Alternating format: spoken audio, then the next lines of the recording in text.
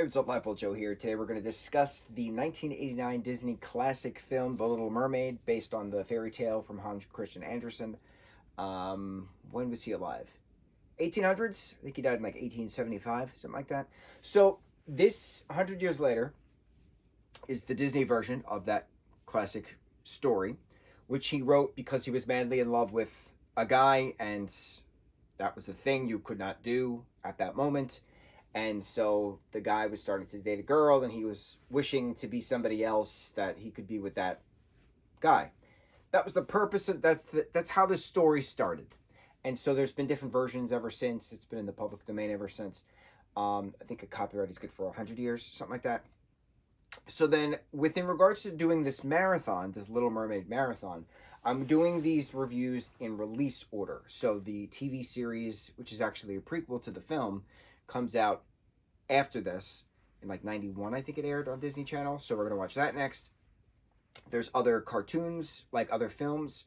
There's the 2017, 2018 like stage version that they did on like ABC Live or something like that. Queen Latifah plays Ursula. We're going to watch that.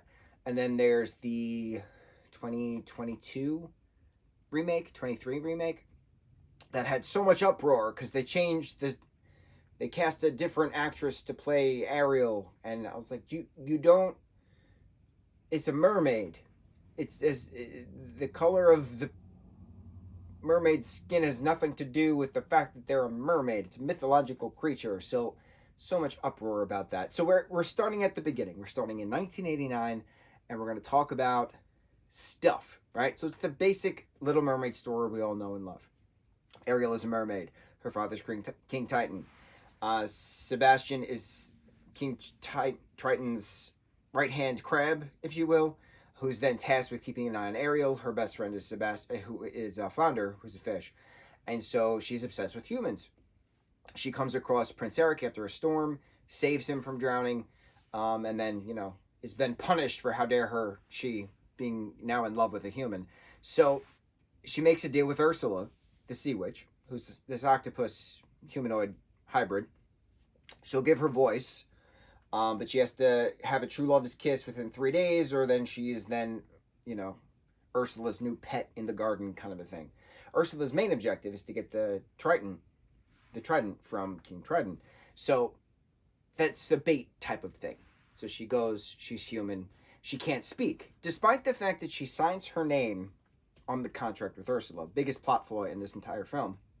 If she can sign her name on the contract with Ursula, then obviously she can write and she can read. So she can then write something to Eric saying, "Hi, my name is Ariel. A sea witch took my voice. I was the one who sang to you, blah, blah, blah." Biggest plot hole in the entire film, but we put it aside because it's whimsical. It has incredible music. There's various Little Mermaid rides across multiple Disney locations, Disneyland, Disney World, overseas as well. So it's just an iconic film that then started the renaissance of Disney. We then had Beauty and the Beast, we had Aladdin, etc., etc. With in regards to the ending of this, Eric using an old ship, jamming it into Ursula. Trident, realizes how much Ariel loves Eric. She's not going to change that. He turns her into a human. They get married. They live happily ever after the end. Leading then into the second film, technically, which is when Ariel and Eric have a child who then wants to be a mermaid. That's a whole different story. So it's just interesting watching this as a version of Hans Christian Andersen's book.